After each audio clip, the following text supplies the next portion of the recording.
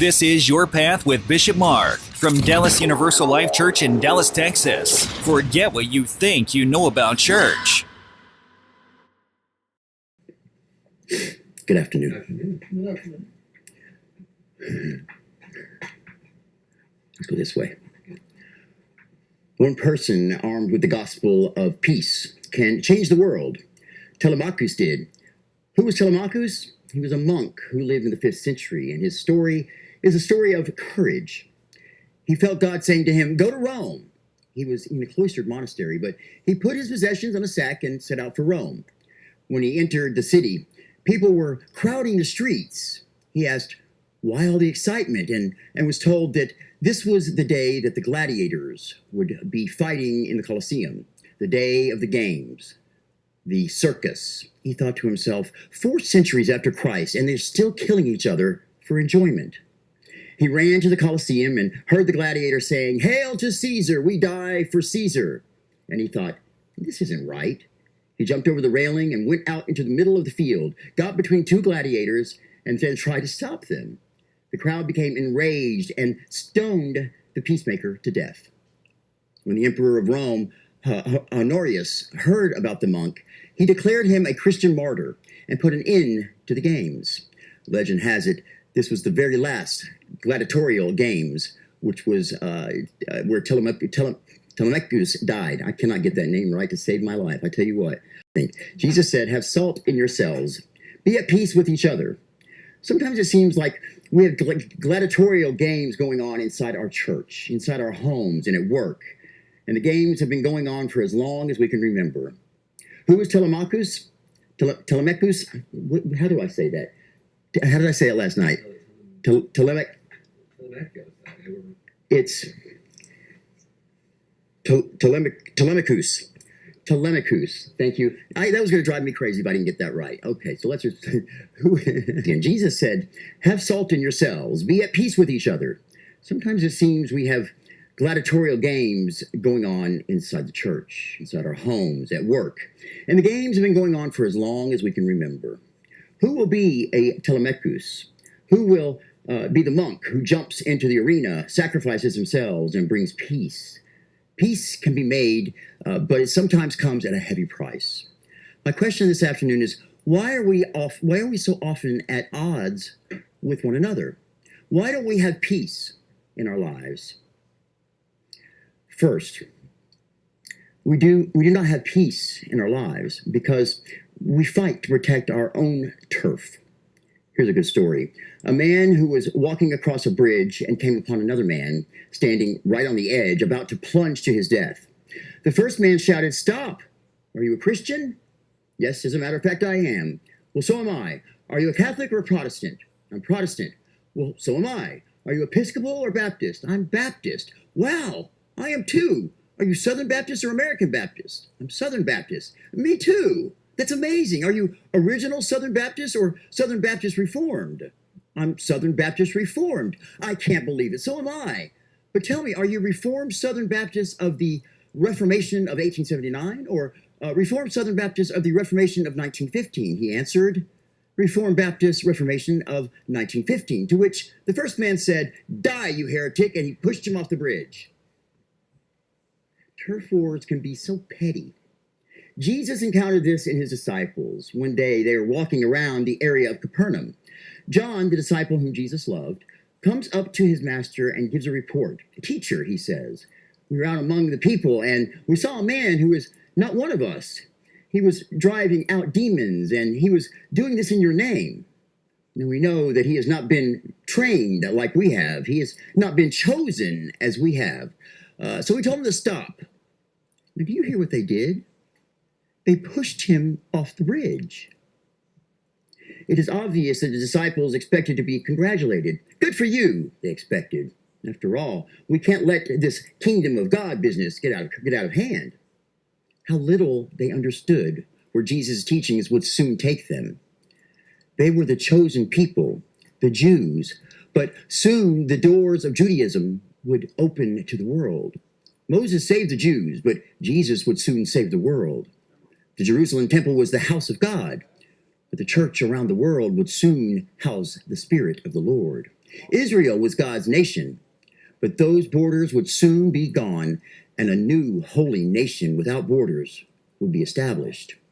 History would soon replace the priest in the holy of holies with the priesthood of all believers.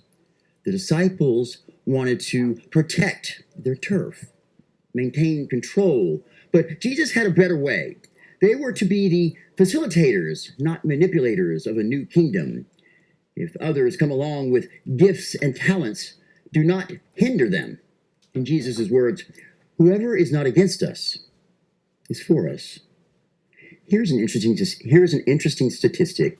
The Society of International Law in London observed that during the last 3,550 years of recorded history, get this, there have only been 268 years of peace. That means that since the beginning of recorded history, the entire world has been at peace less than 8% of the time. And what is even more interesting is that during this time, in excess of 8,000 peace treaties were made and broken. My friends, that represents a lot of turf wars. Why do we not have peace in our life? Because at any cost, we fight to protect our turf, and we fight to get the turf of others. And this leads us to our second point.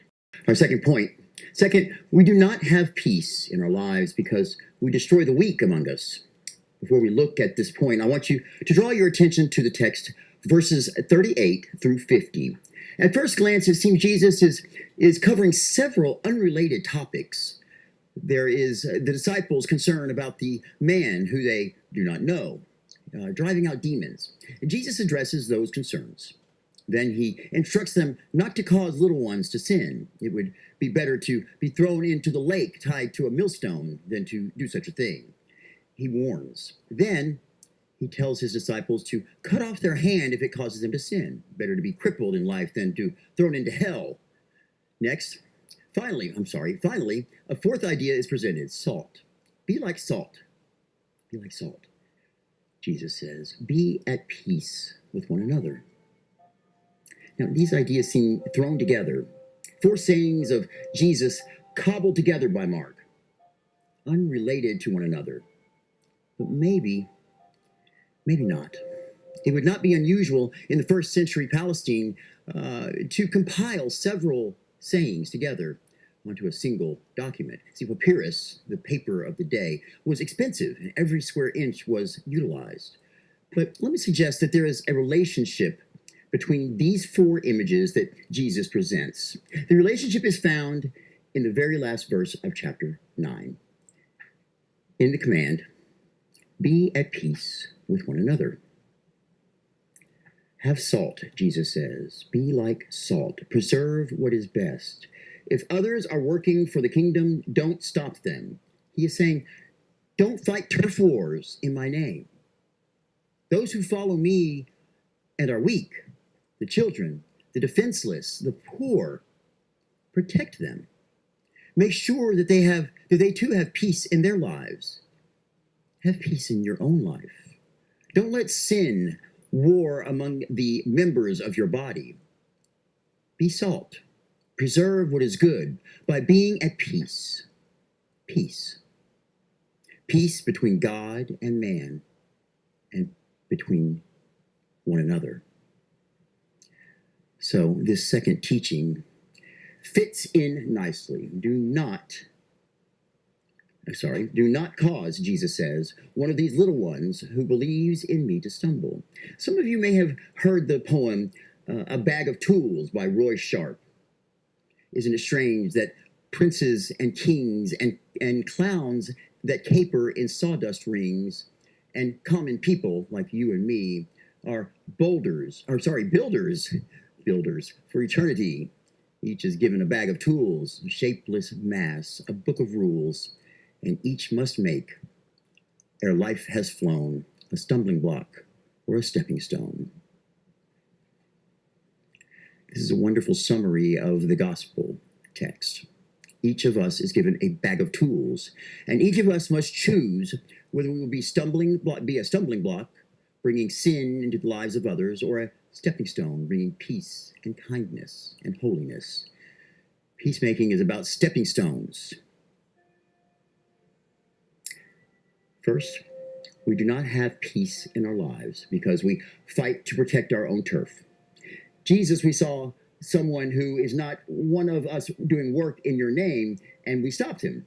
Second, we do not have peace in our lives because we destroy the weak among us. Jesus, all these children, poor people, sick and widowed, who are following you, we are keeping them away so you can get your work done.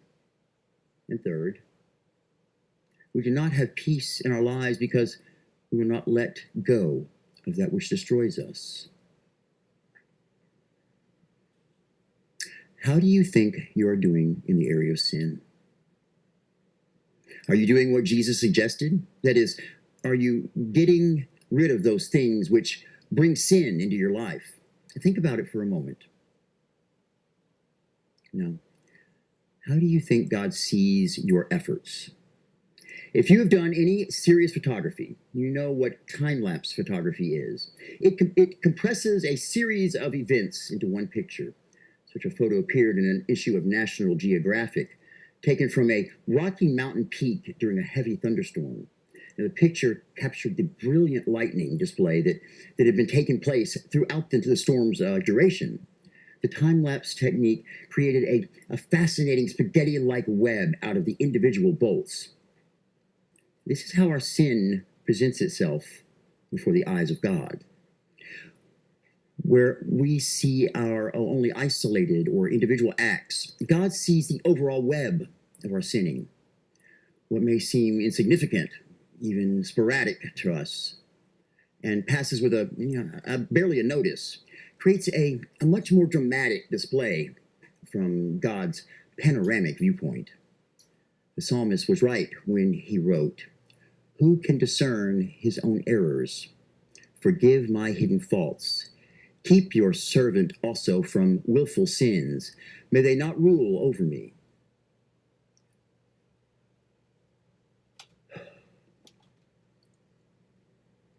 How are you doing in the area of sin?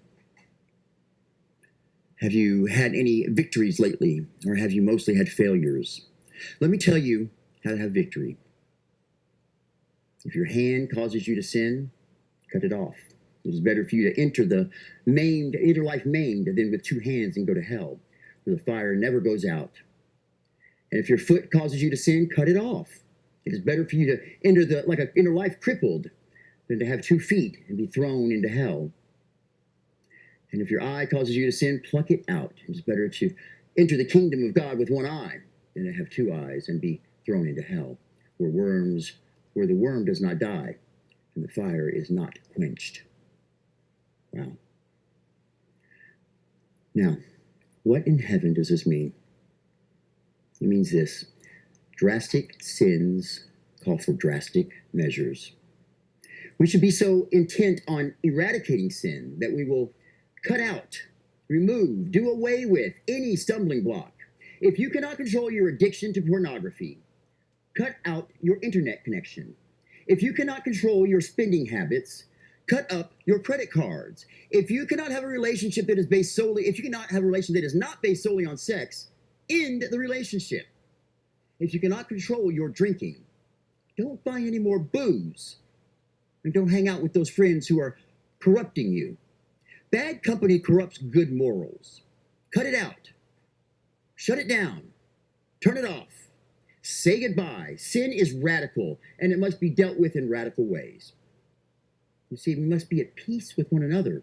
We must try to bring peace into the lives of others, and we must be at peace with God.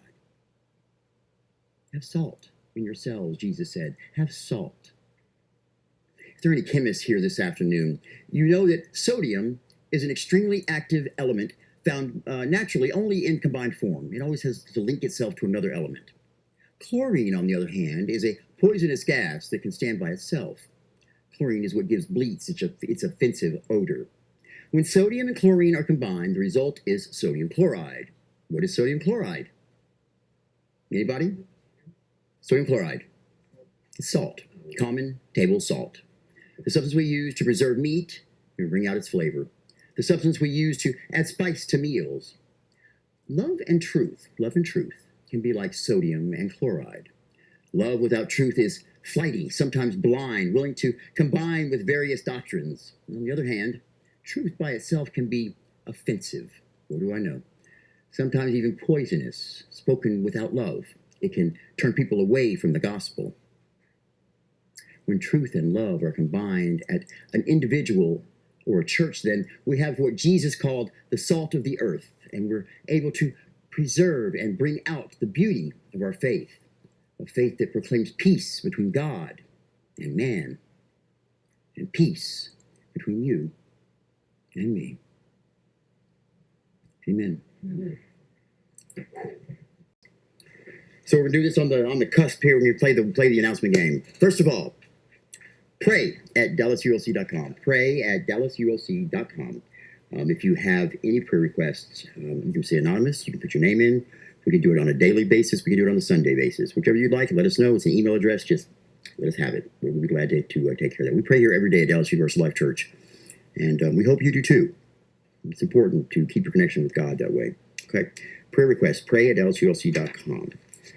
Okay. The next one's going to be, we have State Fair of Texas tickets on sale right now at the State Fair of Texas tickets here at the church. Every ticket that we sell does benefit the church. We do get a portion of those sales does help the church. So we don't have that many tickets. We got about 50 tickets, guys. I would appreciate your help in selling them. It would be nice.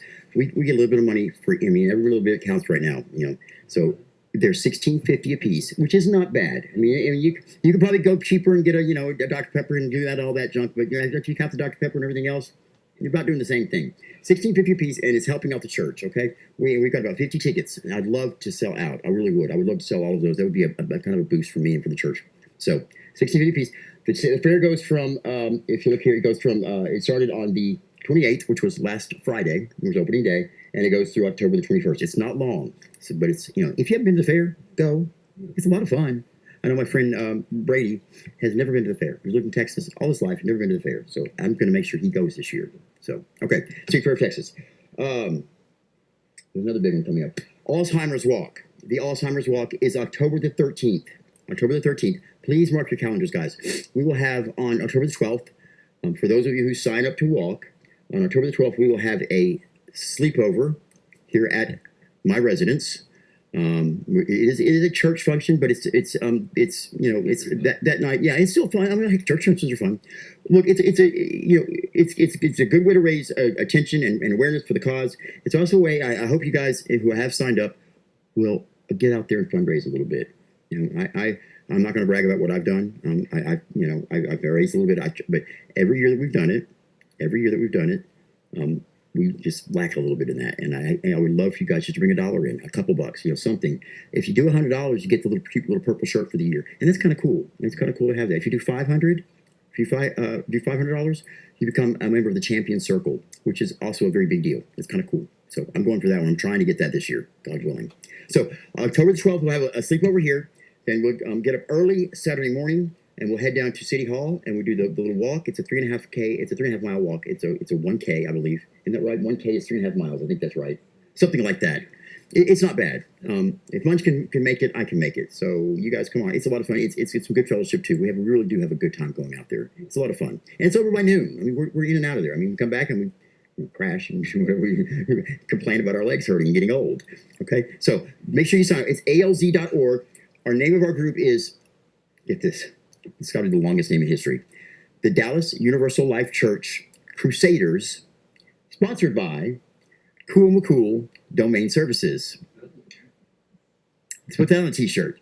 Okay, so if you want to go online and look for us, either look for my name, sometimes that's easier, just look for Mark Manning, or look for Dallas Universal Life Church Crusaders, sponsored by Cool McCool Domain Services. Okay, the 13th of October, guys. That's when that is, okay? So we got a lot going on. We got the fair going on. We got that going on. Let's not forget to also volunteer for the church. We need volunteers, guys. I know the two guys sitting here with us today. We had a small group today, and that's fine. It's fine. Doesn't take much. The three guys sitting here. I almost forgot Baylor over here. All volunteered for the church today. Everybody here, including all four of us, volunteered for the church today. These guys did set up, fantastic work all night long, getting set up done, going down the list, getting the checklist done. Baylor came in again this Sunday to help us with the PowerPoint. which he got the day off for that. Yeah, our PowerPoint crashed right. I mean, I worked very hard on that PowerPoint too. I'm really upset about that. I am, because it makes me mad. I had 2 graphics for the state fair, and I had all these neat things, and it's okay. There's a reason for everything. He knows you did it. Yeah, there's a reason for everything. Maybe it was supposed to be so glitzy. It was supposed to be just me talking today. I don't know. But we got through some beautiful singing. I think we really concentrated on our music today rather than maybe the graphics. I felt it. I thought the music was beautiful today. Again, guys, you sang it. It was wonderful. I really appreciate that. Poor brother needs to go to bed. He's over there yawning at me. Okay. Let's see. One more. Feedback at DallasULC.com. Feedback at DallasULC.com. That's for mostly for our podcasters and our YouTubers out there who can't be here in the audience with us. That's for you to kind of get your chance to say what you like, what you don't like, what you want to keep, what you want to get rid of. Feel free, guys. Anybody can use that email address to get feedback for us. Hey, did you know we had a podcast? I think I just mentioned that we had a podcast. Yeah, we do. We have a podcast. It's called Your Path with Bishop Mark. Hey, look right here, right behind us. There happens to be an ad that's been up here the whole time. Your Path with Bishop Mark. Forget what you think you know about church. Guys, if you haven't had a chance to check out the podcast, it really is. I mean, it's totally different. I don't know why it's different, but I listened to last week's sermon probably 30 times in different ways over the last week. And that's not me being, what's the word that I'm always accused of being, not being a narcissist. That's not me being narcissistic. It is not. I swear to you, because I don't like hearing my voice that much either, But, well, first of all, it kind of puts me in a mood when I'm working and writing and working on church stuff. If I can just kind of hear, and it just really helps me to remember and hear and kind of go over it again. And where am I going the next week? And it helps me to kind of keep things, linked together. Anyway, moving on from that, the podcast, it's different. It sounds, I don't know why it's different. It's not, I can turn away from the TV and not watch it. And it's different than hearing the podcast. I don't know. I think it's the radio waves or something. I don't know. Something's weird about it. It is. It's something strange.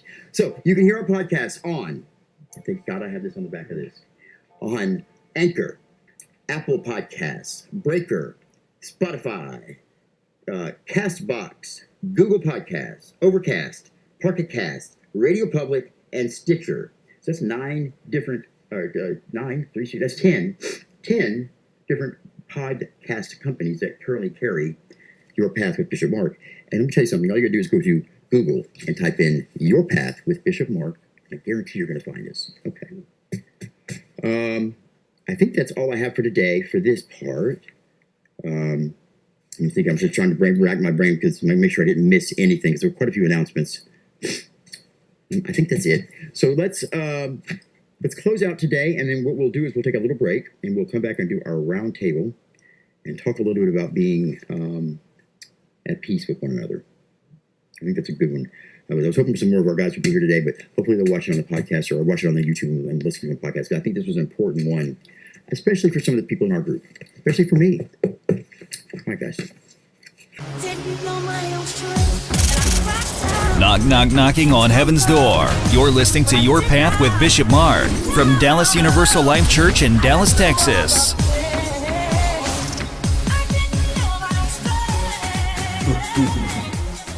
All right. So, what am I going to say here? What do you like? What do you not like? What do you want to keep? What do you want to get rid of? Peace. Peace. Peace with one another. Peace. Peace. And word peace. What do y'all think, guys? I mean, we had a small group today. We had some issues. Our PowerPoint went down. That's okay. We don't have to have PowerPoint. Baylor and I were back in the back discussing it that maybe God was trying to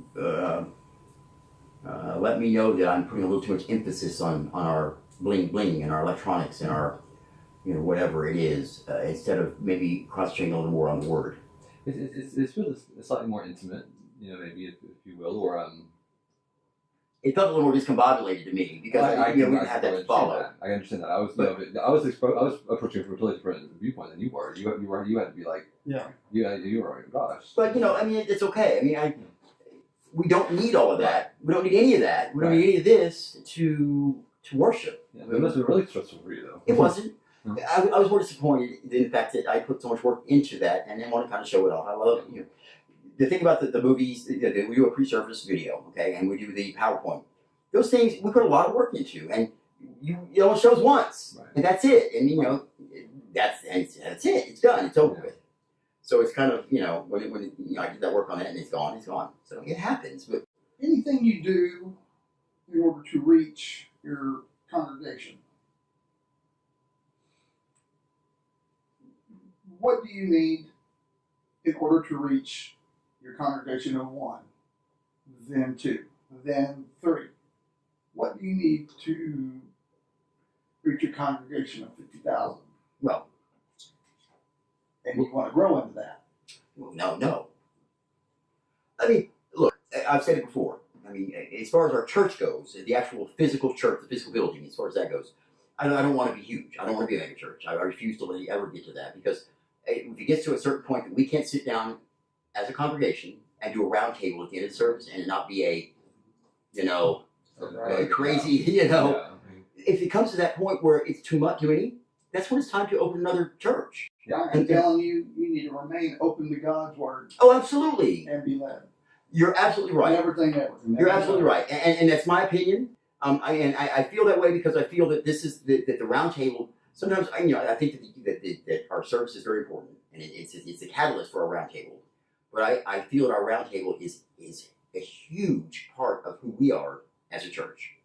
I mean, this part of the service, nobody else that I know of really does anything like this. I mean, I'm sure people are doing something similar, but I cherish this part of the service because I learned so much from you guys, and I get tired of doing all the talking, and it's not about me; it's about your path with God, and that's when I'm just up there talking about my experience and my teachings and what God has shown me, and yeah, that's great, but I need to know what you're experiencing. I want to know where you are and how it affected you, how these words that we talked about today, the gospel and the sermon and all of that affected you, and what it made you feel like, what it made you think. That's important to me. It's been inseparable from the beginning. Absolutely. Yeah, so. And I don't know where it came from. I don't know where the idea came from. I just thought, I guess growing up in church, I always thought, they talk to us the whole time. We didn't really get a chance to say anything back. Not that it really matters to them it matters to me because I want to.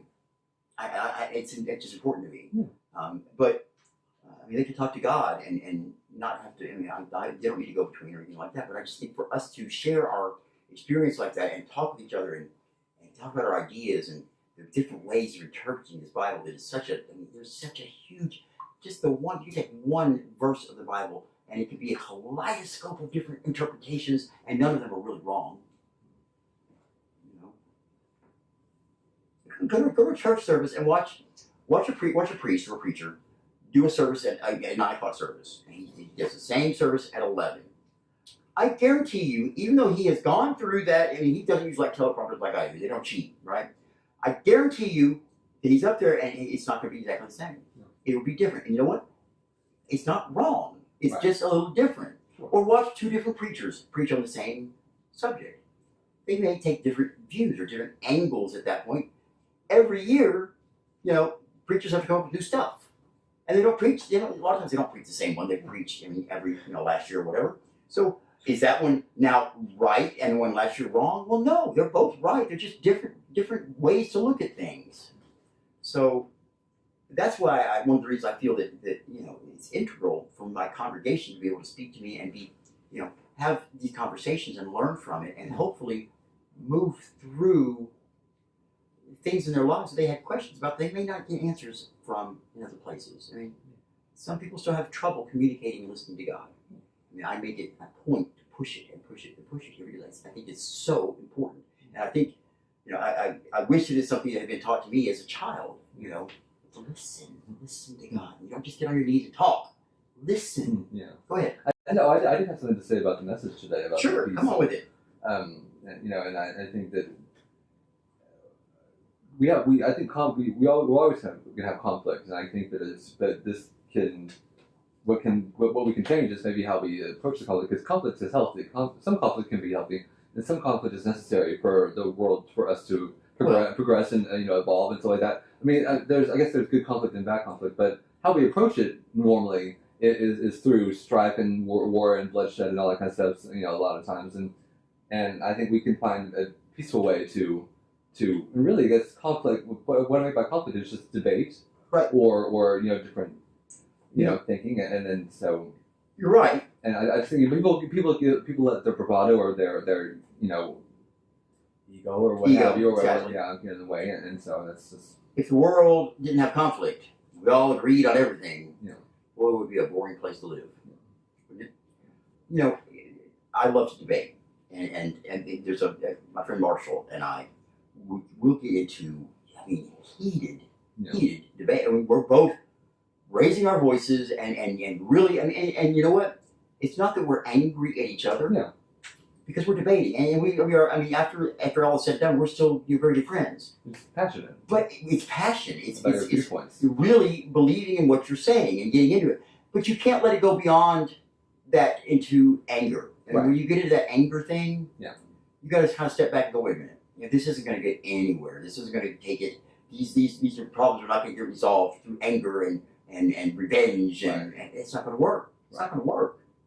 And so we prove it over and over and over again every day. Right. When we hold on to that anger that we build up inside. I've talked about this before too. Mm-hmm. When you hold on to these resentments and this anger and you stuff it down in your body, you keep pushing it down.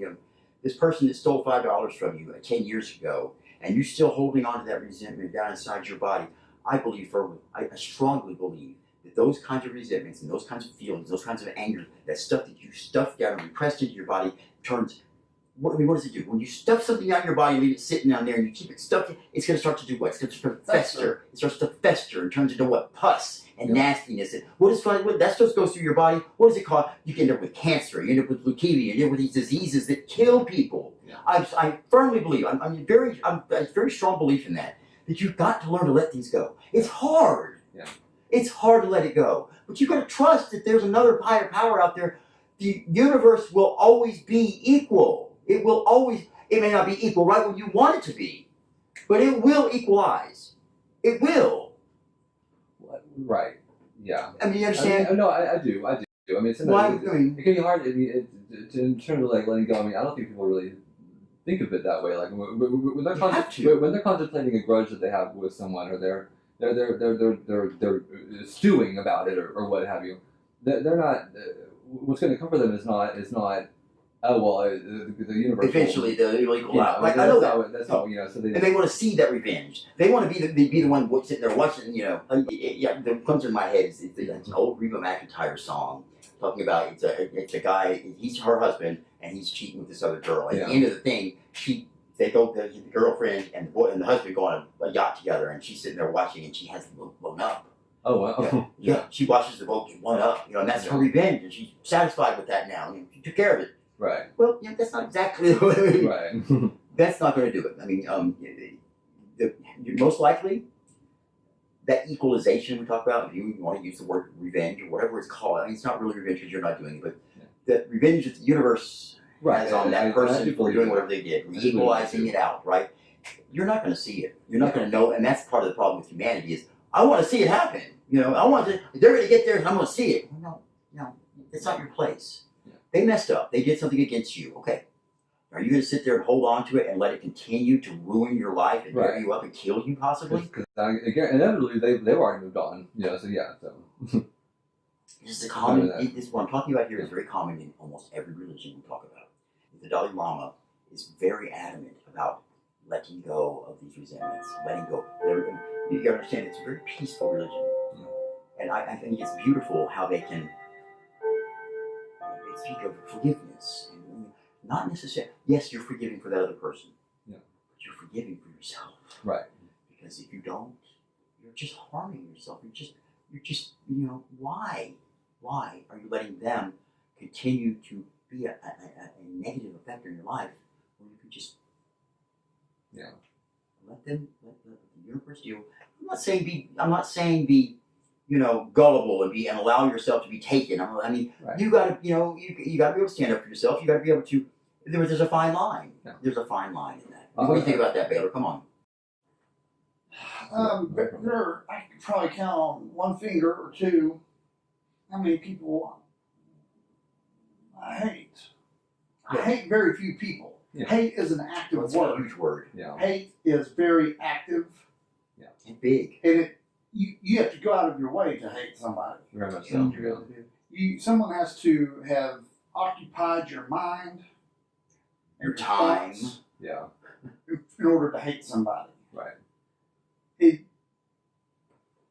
I stop communicating with you and I just don't care, that should say more to that person about how I just You're removing a negative. yeah, I'm not, I don't. If I'm not funning with you and harassing you and pulling fingers and stuff, that's when you should be concerned. Yeah. It's when I'm kidding you, giving you a hard time. Yeah. I only do that to Right. the people I love and like and that deserve it. Right. And you're giving into them. And when you give them, they know that. Some of these Yeah. people out there, they thrive on that, You give and they'll them that continue. power. Oh yeah, you're giving them the power. Yeah. Why? Why? But when You you know. place people above, on pedestals, Mm. I've always felt, and because they're going to screw you every time. Okay. I've always thought, I think a good tool would be, I always tell people, like, try to find their the reason they did it, or the reason they why did they do that to me? That's tough for me too. I want to know why. The why is helps always me. a big one. That really helps me a lot. But what about Like, when that why doesn't come? they can do a really bad thing to me, and I can think to myself, well, of course they did. Of course he did that. He needed to fill in the blank. But what about when the why doesn't that come? takes away a lot of anger instantly. Right? What about when the why doesn't come? That's a huge one for me because I need to know. I want to know why. Right. Why did you break up with me?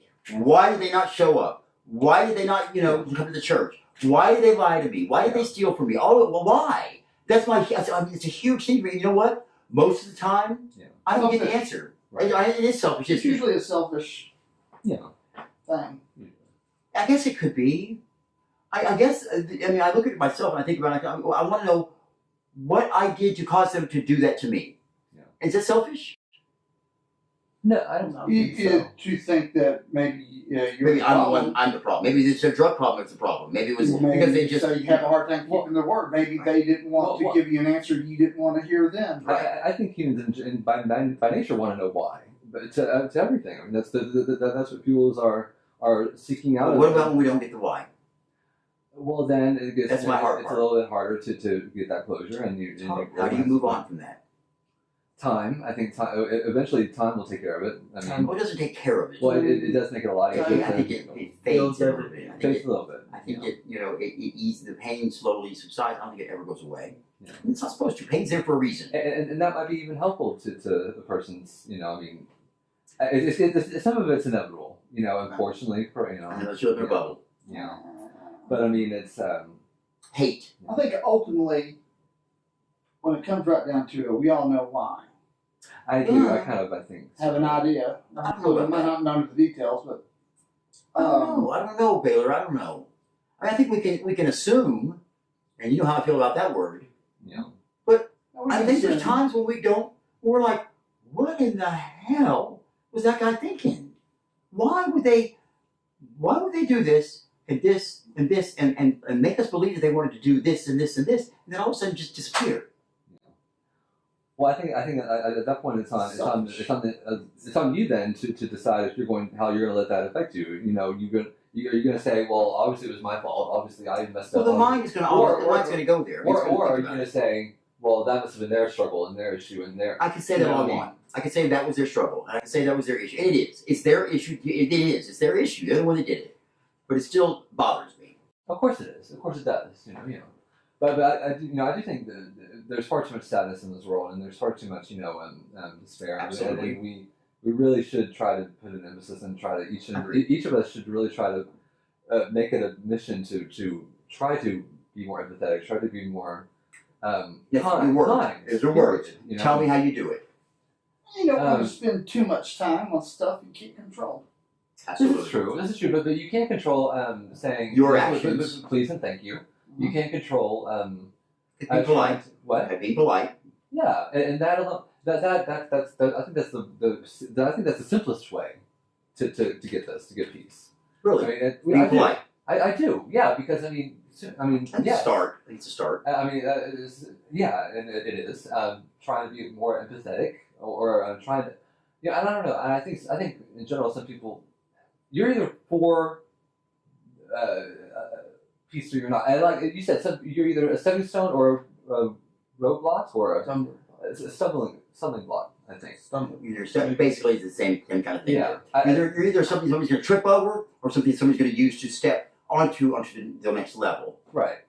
And I mean, honestly, I don't know if I have an answer for you about how to achieve that. I mean, because I think some people are just naturally cantankerous, and they're just not necessarily going to be that big into making other people smile, maybe, or.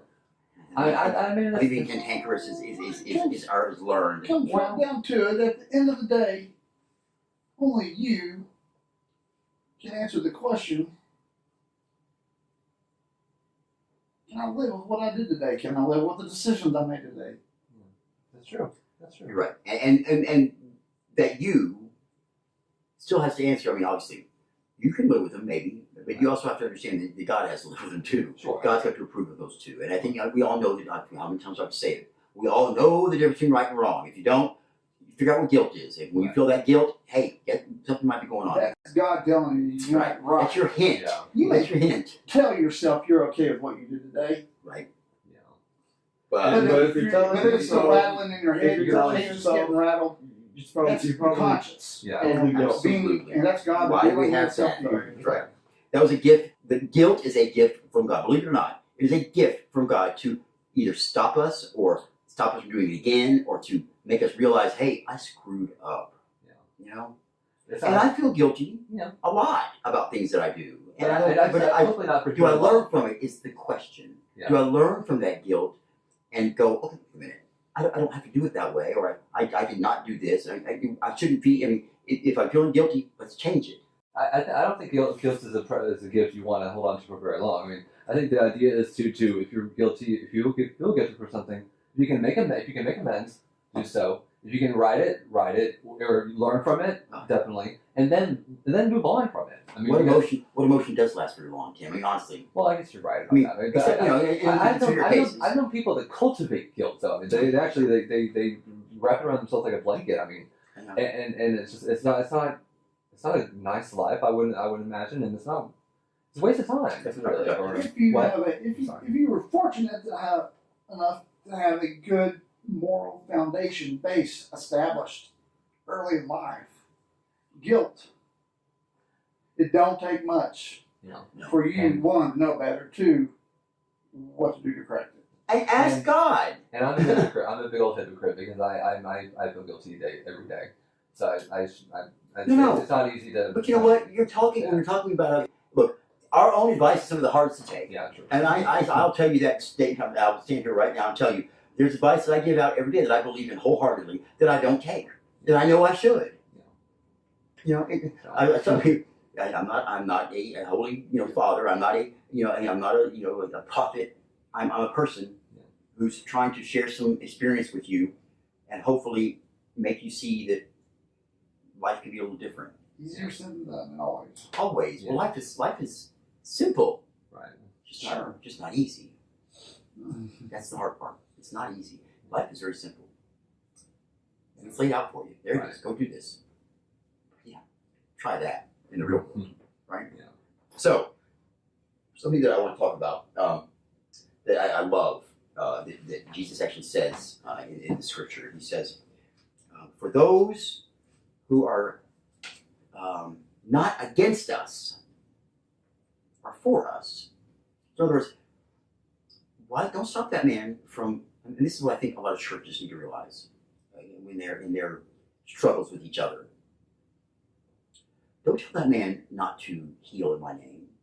Don't tell him not to, hold service in my name, or preach in my name, or have communion in my name, or give to the poor in my name, just because he's not doing it, the way the apostles would say they would do it. He hasn't been trained by Jesus. He hasn't been chosen by Jesus. Right. Well, you know what?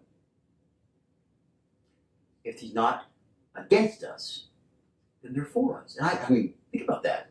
That's a huge statement. And in everyday life, we can use that. We've got all these enemies out there.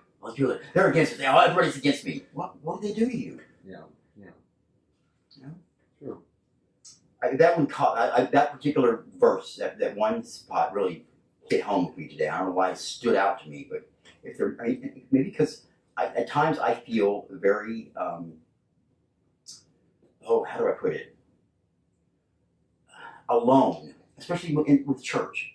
It's hard to start a church. You know, and people don't want to talk about Christian, blah, blah, blah, blah. They don't want to hear all that. They don't want to hear me talk about it all the time, and I do. They don't want to see the video every time they come in my house, but they do. And a lot of times I feel very lonely in my huge aspiration to want to make this just go. And I know God has a plan, and I need to stick to it, and I need to really listen to what He's saying. But a lot of times I feel everybody's against me. You know, even the people that are coming to church and being here with me, where'd they go? Right after church, they were gone. Well, so what? They have lives. You know, their life is not your life. Your life right now is basically, a lot of it's the church. It's like, why doesn't everybody share my vision? Right. Because they're not supposed to.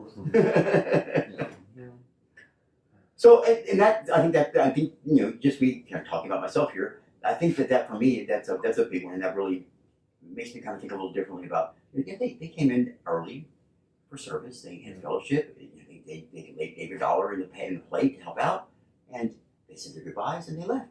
What else do you want them to do? You know? Well, I mean, just know that there are others that really care about this church. And I know that, and I don't mean to diminish anybody at all by that. I didn't understand. I just want to make sure. Please know that. I know there are, and that's huge for me. Yeah, and without those people, I know that I would not still be here, because let me tell you, I've gained quite a few new gray hairs in this 2.5 years we've been running this thing. But we got a long way to go, and I want to see it go a lot further than we are. But like I said, God has a plan, and if it's His will, that'll happen. If not, we'll continue to counsel people here and have church here and have them come in and out and be what we are, and maybe helping some people along the way. I don't know. We're gonna get out of here. I mean, not that you're. Sounds like we're in prison. We're in prison trying to break out. I realize that's not how I wanted that to come out. It's not such a bad place after Oh, all. not at Really, all. it isn't. It's Not not at so all. bad. One day we'll be delivered. Not at all. No. Put in the mouth or shoe. Oh no. That was cute. You gotta have a little. You gotta laugh sometime. I don't laugh near enough. And when do you ever laugh at something I've said? I'm Eh? telling Well, whenever you're not here, we laugh about you. Oh, I all the time. All the time. Your ears ought to be burning all the time. I'm telling you. So we did it without the PowerPoint today. Thoughts about kind of going backwards a little bit and not having that? How did it feel? Well, how did it feel for you? I mean, because it's got to be. I mean, I feel comfortable enough. I was a little. I don't know if you noticed. I fumbled a little bit. I was a little jittery, But I know. I mean, I just have to slow down and realize that I've done this long enough, and I've been doing and knowing this, and I can do this basically with my eyes closed. I think.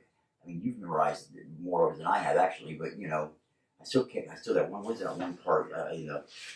It's in the for our Savior Christ's sake in the confession of sins. Renew our lives. Right. Forgive us for our Savior Christ's sake. And I always want to say, forgive us for Christ our Savior's. That's what I want. Christ our Savior's say. It's not what I'm.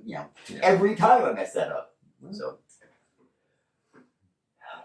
I thought it was fine. I mean, I enjoy having all those stuff behind me. I don't know how much you guys ever look at it, really. Of course. Well, during the readings, when all of that's going on behind you, when the readings are happening, that's why I want the pulpit in front of the TV over here. There are slides that go in with they coincide with the readings. In fact, the words parts of the readings are on the slides, and there's pictures. And I don't know how much people actually see those. I actually never. I'm focused on the person. I don't either. I actually never. When I'm sitting over here, I'm not watching those slides, and I'm sorry. It makes you kind of wonder: is it really worth it for us to take the time to put those in every week? I mean, is somebody getting anything out of it? If you think about it, it might be distracting. Like maybe the focus should be on the speaker, and not. I think today may have been that realization of, hey, let's concentrate a little more on the word and a little less on technology. Now you're always going to, and there's nothing wrong. There's absolutely nothing wrong with having. You're going to want a few. What am I trying to say? You're actually going to want some of the gadgets. Yeah, some, You of, know? some of the Bling bling. Yes, production value. I think. Okay, So, you're right. And there's not a damn thing wrong with that. No, I And think so- it could be very beneficial. I so, do. Yeah. But again, as far Oh as boy, church planting and church growing, let's talk about that. there are bigger congregations that would kill to have some of the stuff you have. Oh, absolutely. Oh no, I'm absolutely Okay. grateful for it. And I honestly think for something to be overproduced, like I said, know your congregation, do what you need to do to get your message conveyed, get the message conveyed to your congregation, whether that be one person, 10 person, 20 people, or 1,000. Well, And that, when you get to 1 or 2 people, do I need to see all of this? No. And again, that's but I try to impress. I mean, the new people come in. We get a group of people come in, and I want to impress them. I want them to see that we've got our act together, that we know what we're doing, and And, and the podcast, those want to impress somebody. do it by word. Right. Prepare their hearts to be open to the Word of God and You to know, what God says. The hard part, I think, for us, for me, as far as knowing my Again, worship congregation. is not for us. Oh no, it's not. A It big is part, not for us. a big part of church is outreach, though, isn't it? I mean, It is. So So what do we do the now? podcast What do we do? outreach. Yeah, it is. Now here's the deal. Yeah. That's one of my issues with. I don't know all of my congregation. It's very difficult for me to understand a lot of my congregation because, to be honest with you, most of our congregation is inside the world. They're listening on the podcasts or they're watching YouTube. I mean, our YouTube is not nearly as possible as what's the word I'm looking for? We're always having trouble with the words. As popular as the podcast. Podcasts can be going very, very well. I mean, I'm gonna tell you something, guys. Every week, our per podcast number, in other words, how many times the average time each podcast is listened to goes up. Right. Which means I'll tell you this. So you got okay, say 50 podcasts, 50 times is the average, 50 times per podcast. Okay, now you add a podcast to that. Automatically, it's going to lower, right? Because you've added another podcast that's got zero watches, right? So it lowers on you. That's kind of disconcerting. By the end of the day or the next day, it's already jumped over what it was before. And that's huge. I mean, that's a big boost for us. I do wish that our guys and gals out there that are listening on the podcast and that are watching on YouTube would write in and say something. Yeah. I mean, I want to know them. If in fact that is the case, then you want to don't present to your congregation what you're presenting to 1 or 2 people here, But presenting it all over the world. but produce your podcast in a way that there's no hiccups and there's nothing to distract. Right. There's no noise. Well, I try to do that, except for for a couple of things that I try to distract with. You know what I'm talking about, right? Well, I have it over here. And Go ahead, keep talking. there for me. is nothing more isolating or worse you can do in the world of radio is to have a bunch of people on air with a chance to win, and they make all the hype about winning a contest, and the people at home, you're going to just tune them out, if not run them off. Right, because Who wants to hear that? right. Because if you're not involved in it, right? So why should you listen to that? There's woohoo. Yeah. The podcast, it was a new thing for me to kind of get into that, and I was surprised at how easy it was to get going with that. I mean, we got on with Rock. What was his name? What's his name? Lord have mercy. Yeah, with Anchor. Sorry, Anchor, who are the ones who host our podcast for free. We don't pay them anything. Okay, they host us for free. They helped us get on with other podcast providers for free. Okay, I have to give them big kudos for that. I mean, it's huge. And it just took me uploading the audio, the editing out to where I wanted to edit to, getting the segments on there, and it's done. It's on there. It's gone, and it's out there. And that was amazing to me. And I think that talking about that production quality, I think, for the most part, when our microphones work the right way and things happen, we're getting there. Of course, I have my favorite things. Like I've got to do this. I just have to show off here a little bit. Wait a minute. Bishop Mark with Dallas Universal Life Church in Dallas, Texas. Forget what you think you know about church. I mean, I love these things. Okay, here's the deal, though. A bishop a day keeps the devil away. You're listening to Your Dad with Bishop Mark. But this is. But you understand? I think that this is part of the. No, but those are your stingers, or your openings, or your closings, and it establishes right then and there a level of Professionalism. And what is to come. And that's when you got to meet. Right. Because, look, that's pretty upbeat.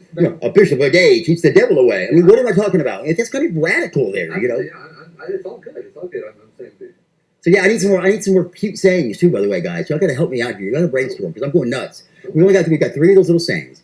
We got 2 of them actually. A bishop a day keeps the devil away, and knocking on heaven's door. You're listening to Bishop Mark. I thought you were calling that a distraction. No, I think that's part of production value. I think that's still so cool. Yeah. I thought, I was thinking about what do I want on my podcast That's a distraction that's done in Spanish. Only if you don't speak Spanish. Right. Only if what's to come is in English. Well, I don't speak Spanish very well, so I don't even know how to say knock, knock, knock. How do you say knock, knock, knock? How do you want to say? What are you going to say? No. I mean, I don't know. Why would you need to say knock, knock, knock? Knock, knock, knocking on heaven's door. Oh, okay. That's a song.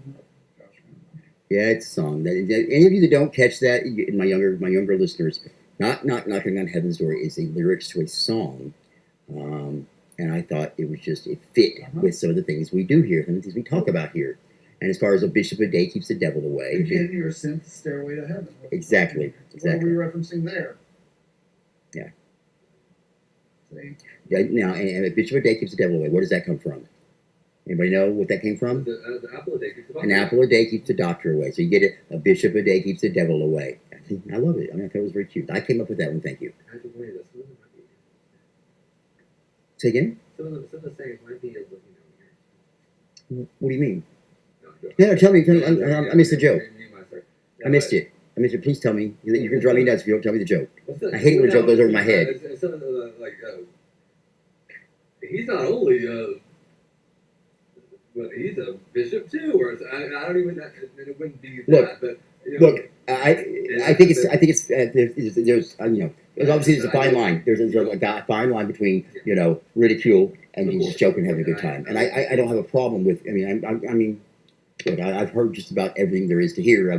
Maybe. We do this in a brainstorming session.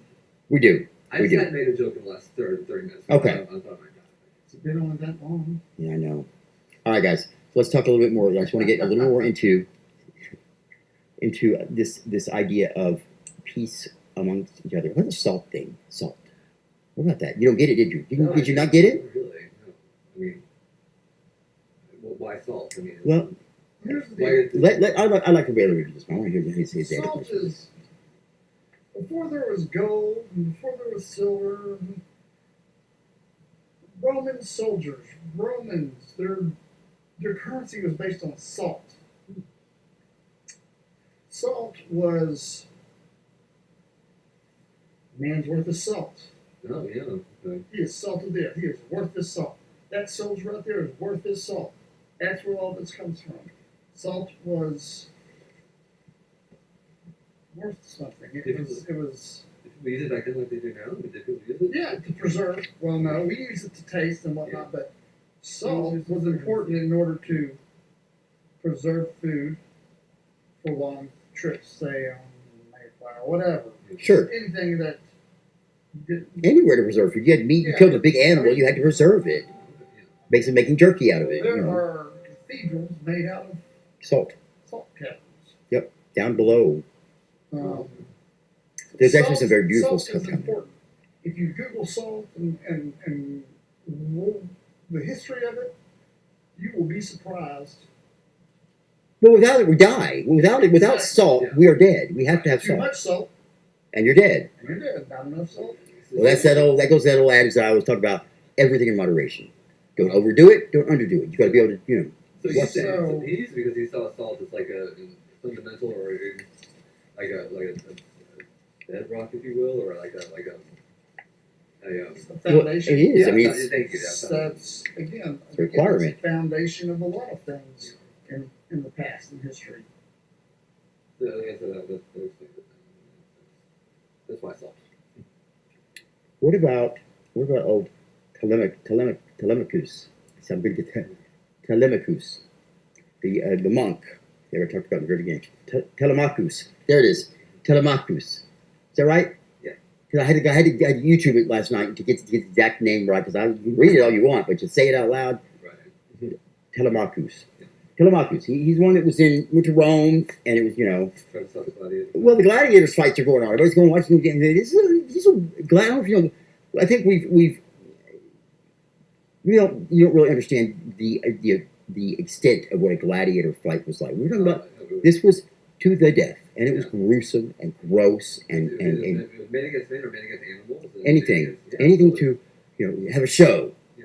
It's gross. It's kind of like the scary shows of today on the movies and whatnot. Really, people flock to those to watch that. You can't the rubberneckers on the highway. We have that strange interest in things like that. I don't know why, but we do. But here, that's what people watched. But he said, this is ridiculous. We can't be doing this. We're after 4,000 years after Christ. What do you say? 400 years after Christ, and we're still doing this. Right. So he tries to gets in the tries to stop him. They turn on him. They kill him, Yeah. and he's martyred. What does that mean to be martyred? He achieved his ultimate goal. Did he? Did he get killed to get killed in the Colosseum? Well, no, to stop it. That wasn't his life goal. He just happened to be there at that time. That was his goal. Well, that was his goal that day. I mean, I guess So that's not his ultimate goal, because his ultimate goal could have been to save the world from Well, his ultimate goal there was to stop the fight. very very suddenly, The fight. very suddenly, right? That's what he was trying to do, and the fight stopped. Very suddenly, right? Right. So Yeah.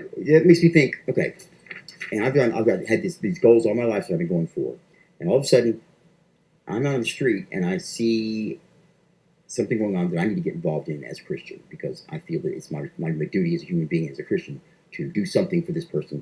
Something's happening to them, right? What do those goals get me now? I think Telemachus would be happy with his legacy, because I mean it would, yes, it might seem small, but he would appreciate the value of a small. Well, it wasn't thing small. like that. It ended up happening because of his death. Right, the gladiator getting stopped, and by effects, then I bet a lot of people were just nicer to each other after those games stopped. You think? I think a lot of pissed off people didn't have their football game anymore on Sunday. They were no longer seeing or being subjected to like that bloodbath, and I think there were a lot of people that were pissed off they didn't have their football game on Sunday. Take football away from people from Dallas Cowboys fans. Do it. Someone said that football was taken away a long time. Well, yeah, that's beside the point. They won today, by the way. Just to let anybody didn't know, they did win. They did win today. Understand what I'm saying? You get what football in Texas is like. I mean, look at the Friday Night Lights, and I mean, go drive around Texas any Friday night, and you'll see nothing but stadium lights during the fall of any year. Sure. What is that? I mean, we are obsessed with this. Yeah. Now, have somebody come in and say, it's horrible what y'all are doing. You're causing concussions. You're causing death. You're causing major bone problems and back injuries for your kids who grow up with this crap just for you to watch the football game. And the president, the Congress comes in and says, all football is illegal. Yeah. What do you think that's going to happen? I know we're on a tangent a little bit, but I wanted to just kind of talk about it. You're going to have underground football. That's the first rule of football club. Don't talk about it. You don't talk about it, football club, right? There's a second rule. I think about football and things like that, and the little pastimes we have, and I wonder. I think about it, I just kind of throw it into my life. I mean, my life is so short of a time for me to have here.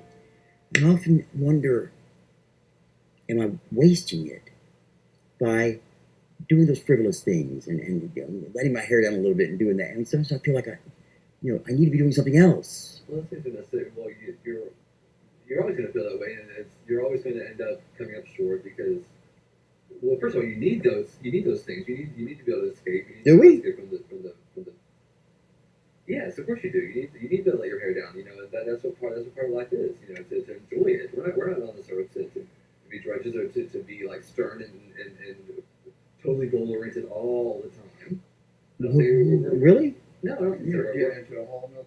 Yeah, you're really go. You just open a can of worms there. Yeah. So, but I think if anything, you know, that just proves that you're a decently well-rounded person, or that you're, you know, a person that's not going to be content with, you know, you're going to be hopefully constantly evolving or trying. Well, hopefully. You know, you at least have that yearning.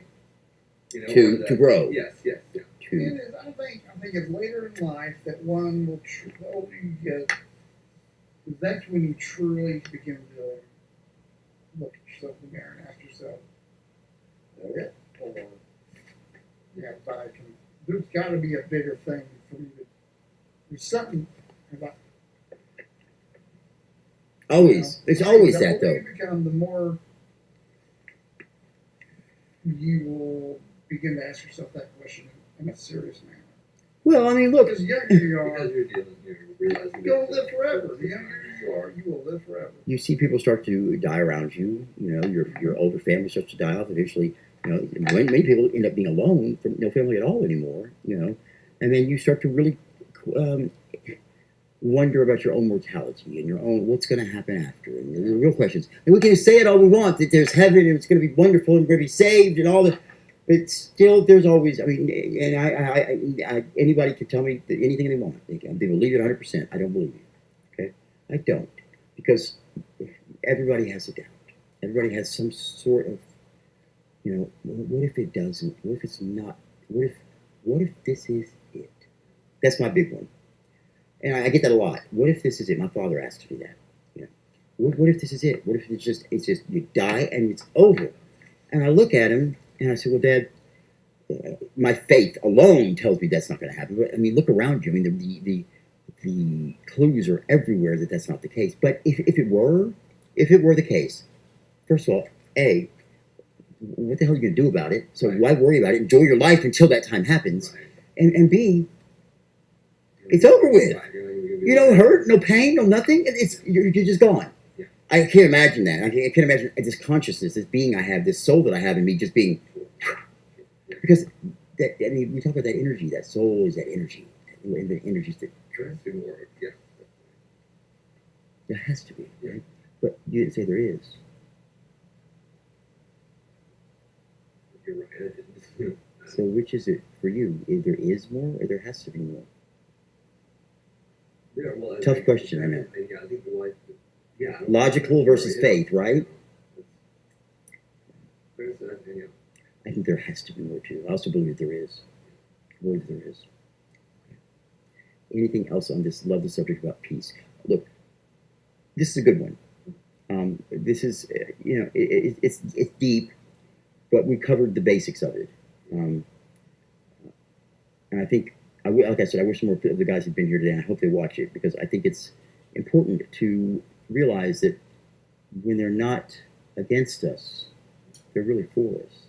Just because they're not, you know, saying they're for us, when they're not against us, they're for us. And we have to start realizing that it's not all about us. It's not all about they're coming after me. I may not be that important to deserve such a, you know, them coming after me kind of thing. Okay. There's something I wanted to give you. I'm trying to remember. I should have written it down at the very beginning. So I was going to give you for homework. We talked about, probably all what you said at the beginning, Tim. We were talking about. Come on, help me out. So just recap a little bit what you said at the beginning, because it was very good. The conflict, or the war, or the how we find, or Okay, there it is. That'll work for now. Homework. When I say homework, guys, it's just not something that's like, you know, homework. I want you to do this because these are ways to improve yourself. These are ways to take what we're learning and put it into real life. And if one of you said, it's just very simple, very, very simple this week. This week I want you to concentrate very wholeheartedly on Be polite to everybody. To everybody. Thank you. Please, open the door. Excuse me. Ask. Don't tell. As I go, don't ask, don't tell. Wait, okay, never mind. It's military. Look, yeah, right. Look, guys, You this... never know what that other person's going through in their life. Absolutely. Just you saying hello to them could save them from jumping off that bridge. And just because you're not the same church, same Reformation project of the Baptist community, you don't get to push them off that bridge either. Right. I mean, look, Baylor came back and said, that was perfect for this scripture. It is. Because we segregate ourselves on such minute little things. It's ridiculous. And all it does is cause pain. Yes, we want to be a part of something. We want to be a group in something. We want to be, part of something we can be proud of. But to exclude people based on these little differences and little... Stop it. Stop it, people. Seriously.